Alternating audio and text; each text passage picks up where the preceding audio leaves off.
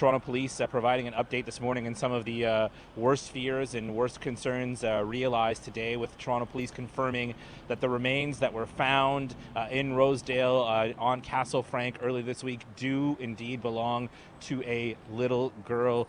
Toronto Police say that they believe this child could be somewhere in the age of 7 years old, confirming it was a small black girl with black curly hair. Now, one of the sort of more unexpected details that came out of today is that Toronto Police Inspector Henk Zinga says it is possible that this young girl has been deceased, dead for a year. So it's a very unusual circumstance that we're dealing with right now, that the potential time of death could have been even earlier than last summer.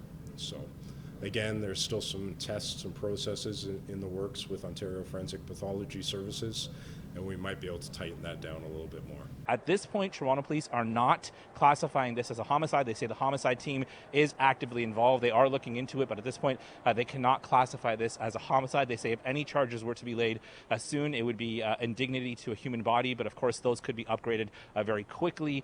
So at this point, they say people who live in and around that neighborhood in Rosedale have been extremely helpful, that they are surveying, looking through surveillance tapes, trying to find out how this body got to be in that location, that maybe it was brought there by transportation, of course, because it was a young child.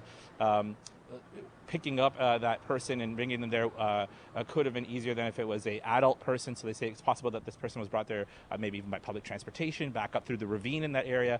So again, police confirming it is the body of a little girl, and that person may have been dead for a year, maybe more than a year. Momin Qureshi, City News.